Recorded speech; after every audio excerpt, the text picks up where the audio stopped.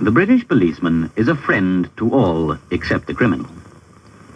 He is taught that the police are the servants, not the masters of the public, and that it is their duty to be ready at all times to protect and befriend all those who need help. Oh, how my beautiful but soggy little island has changed, eh? Well, let's get away from all the people and all the nonsense. Have a nice local pint of Tring beer in a pub in a Buckinghamshire village. I'm in Sarratt, and once I finish that, we're gonna just pop down the road and have a look at the River Chess, another little local chalk stream that flows out of the Chilterns. Sorry, there's lots of families about. You have to be careful with the camera when there's kids around, don't you? We'll go and have a look at the River Chess and investigate something which has been confusing me for a while. No sniggering, please. I thought a good place to join the footpath down to the river would be from the church here in Sarratt. Let this one past.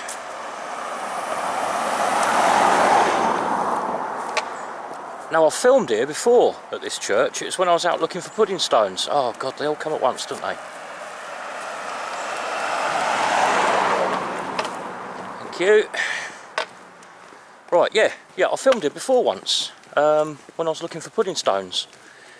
I can't remember off the top of my head whether the pudding stones were freestanding in the churchyard like at Great Gadsden, or if they were built into the church's foundations.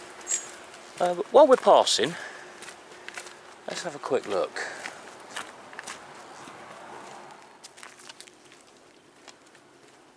I think I can see one right there, set into the foundations.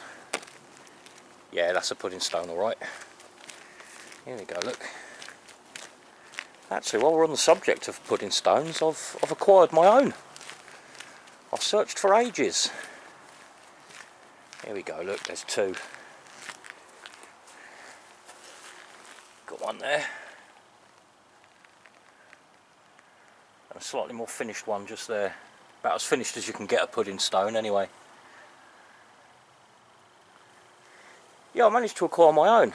I've spent months and months keeping my eyes open when I'm out walking for a pudding stone. And I've spotted a few at people's gateways and at the end of their drives, and I thought, better not.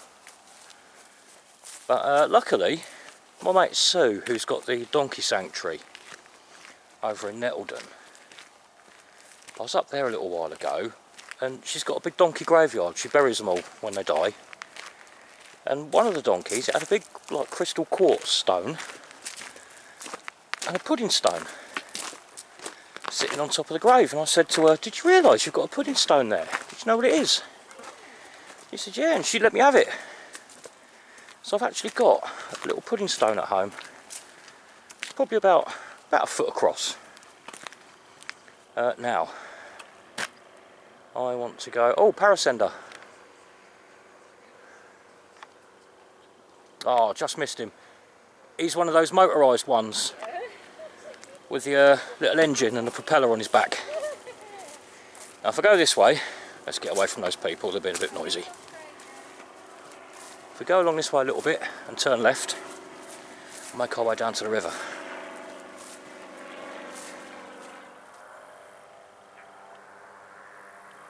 I'm going to be all weird and stand in the corner of a field for a few minutes and wait for these people to pass, because they're going the same way as I am and they're making a right racket.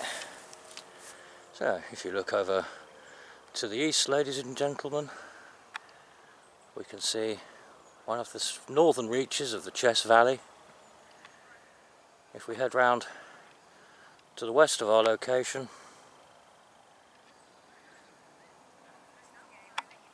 there's some red cows.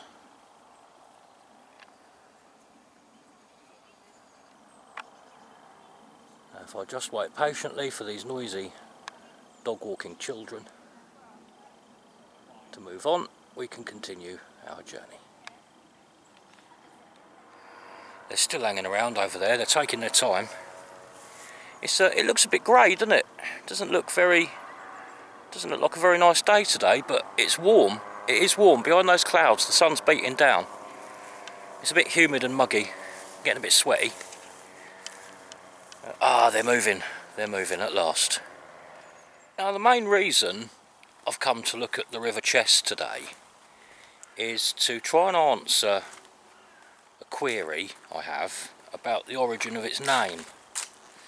We won't start on that just yet. While we're in Sarratt, Sarratt's name is also worth mentioning. Now, there are two versions of Sarratt. There's the place name, the place I'm at the moment. There's also, I've never met anybody called Sarratt, but apparently Sarratt is a Christian name, and it's spelt the same, S-A-R-R-A-T-T.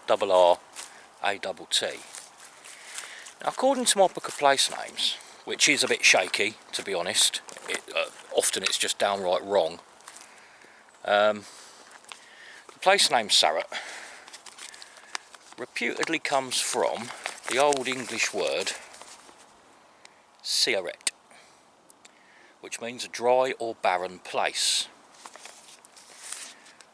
Well, we're here to see the River Chess at the bottom of a valley.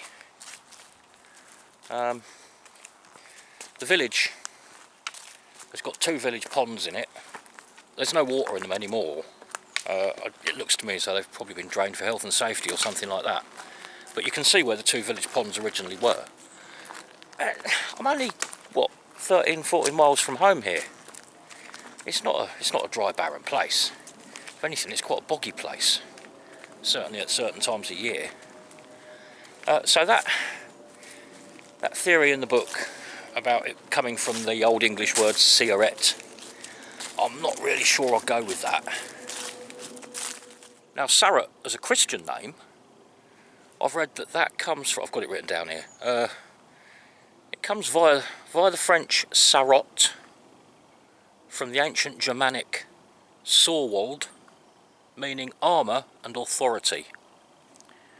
I can't really see how that would relate unless there was somebody called Sarratt. They said it came via the French, so maybe was there a Norman? Was there a Norman by the name of Sarratt who had some sort of influence around here back in the day? Possibly. I don't know. It's a bit inconclusive, that. I think actually out of the 2, I think it's probably more likely that it did come from that French name Sarratt, rather than anything to do with it being a dry, barren place. Keep seeing these little tiny planes flying around. I think they're probably coming from Denham Airfield. That's not too far from here. It's the one that I know of. You can see we're going down quite a steep hill here, down to the bottom of the Chess Valley there. Curves round from that direction.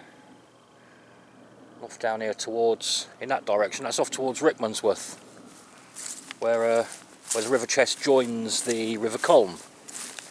As all of the rivers on this south side of the Chilterns seem to do. They all seem to go into either the Colne, which eventually flows into the Thames, or they'll flow to the Thames directly. The ones on my side of the hills, they all seem to go into the Great Ouse and out into the Wash.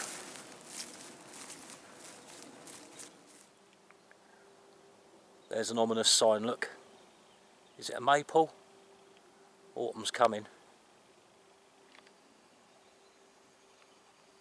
I don't mind autumn though, it's alright.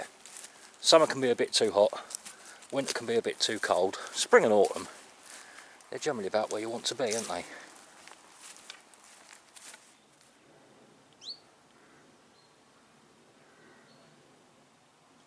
Down at the bottom now, there's a little still pool just there. That's obviously not the actual River Chess because it's not flowing, that's very stagnant. But importantly, observe and remember, it's all flint. This will be relevant later in the video. This is the Chiltern Hills, it's all flint and chalk. Yeah, dry as anything round here, look. I thought for a second there I was trudging through the Gobi Desert. Dagnammit. Time to implement plan B, I think. Looking at the map, looking at my trusty old OS map, it was obvious that a good stretch of the Chest Valley Walk, right next to the river, runs along the back of Sarratt here. And it is right next to the river. Unfortunately, it is on private land. You can't get down there. It's all hedges. It's all hedges and fences. I can see it. I can just about see it, but can I get there? Can I bollocks? Plan B then is to go back to the car and drive over to a little humpback bridge that I know, that I've driven over a few times. I think it's in Latimer. Could be Chinese, but I think it's Latimer. I'll have a quick check on the map and we'll go and have a look there because you've got a good clear view from there. It's a lot of faffing about just to look at the colour of the water, because that's essentially all I'm here to do. I need to look at the colour of the water. Well, there's the clearest view I've had of it yet. I don't know if the camera's going to pick it up. We're still in Sarratt, by the way. Yeah, the camera picks it up. You can see the stony white bottom of the river. It's a chalk stream. It'd be nice to get a bit closer and have a better look.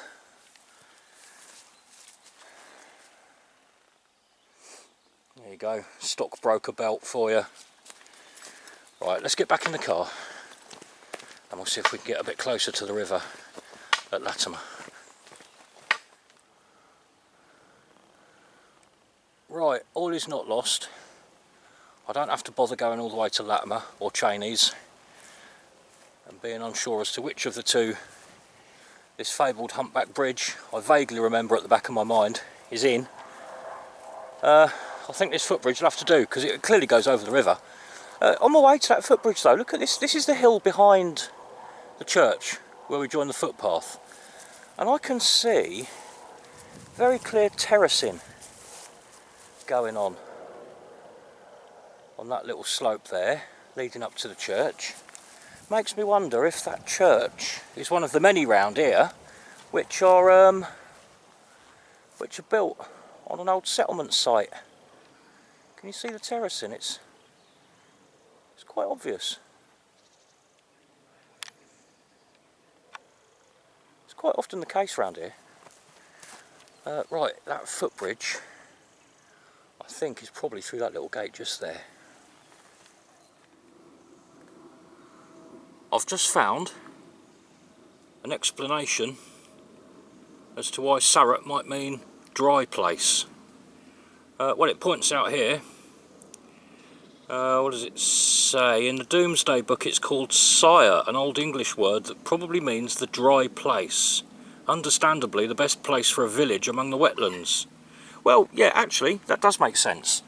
Because we're down here in all the boggy wetness at the bottom of the valley, and we're surrounded, whichever way you go, there's more boggy wetness and more streams.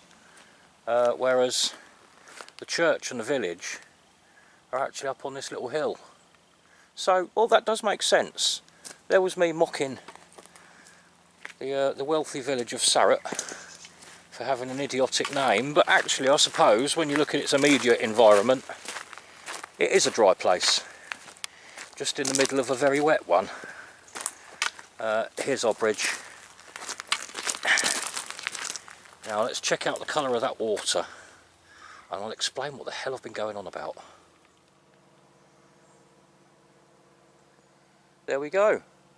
A very typical, absolutely bog standard Chiltern Hills chalk stream. As you can see, it's fast flowing, surrounded by reeds. I can't actually see any watercress, but these places have generally got quite a lot of watercress going on. Well, if you look down to the bottom, let's see if the camera will pick it up. You can see it's a nice clean, stony, chalky bottom riverbed. Let's have a look on the other side. There you go. I think I can see down there a couple of big pudding stones. Now they could have been a historic crossing, as in stepping stones, or they could have been foundation stones for a previous bridge. That looks just like what you've got going on at Great Gadsden as well. Now, the reason that I wanted to come and see the colour of the water in this stream is all down to its name. Now these days it's the River Chess, but it's not been known as the River Chess really for very long. Since the beginning of the 19th century, I think I read. It was previously known as the River Eisen. Now that comes from an old Anglo-Saxon word meaning iron, and I think the Germans still call iron Eisen, but that was the original name of this river, the River Eisen. They reckon because of the iron-rich waters.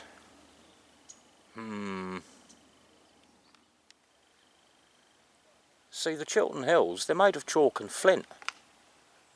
There's no iron ore. I even had a quick Google the other day. Does iron ore come from the Chiltern Hills? Or, I think another question I put in was, does iron ore occur with chalk and flint? And the answer seemed to be no.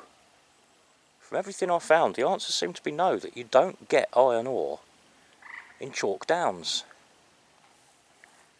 So that idea that it was called the River Eisen, from the Anglo-Saxon word for iron, I ain't so sure.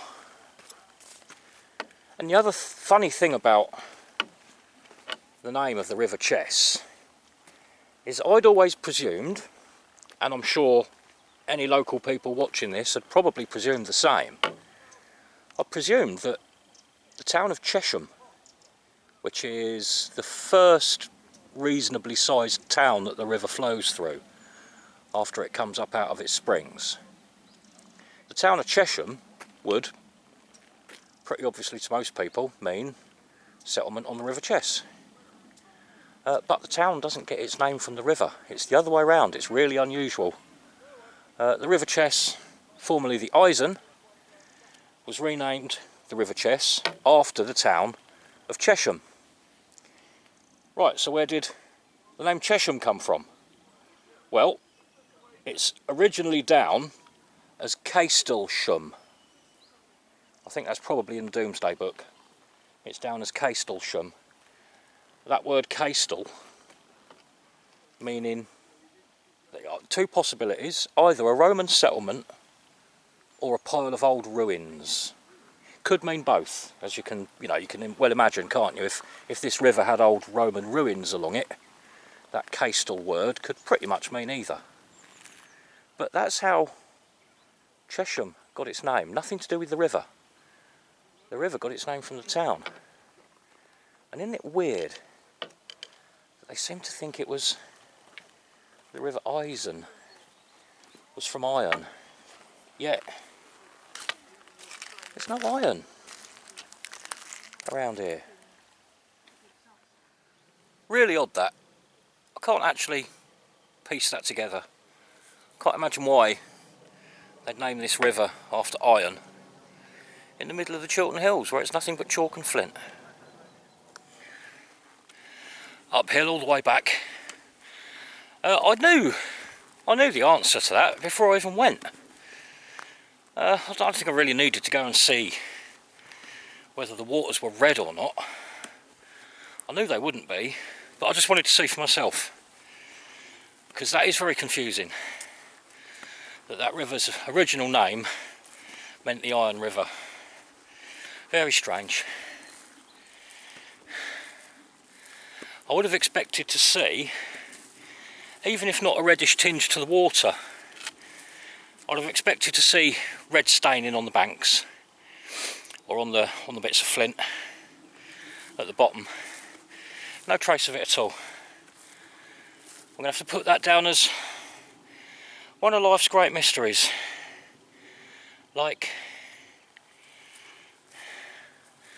why is last night's Weetabix the hardest substance known to man? And why do stupid people paint their faces orange? See you later.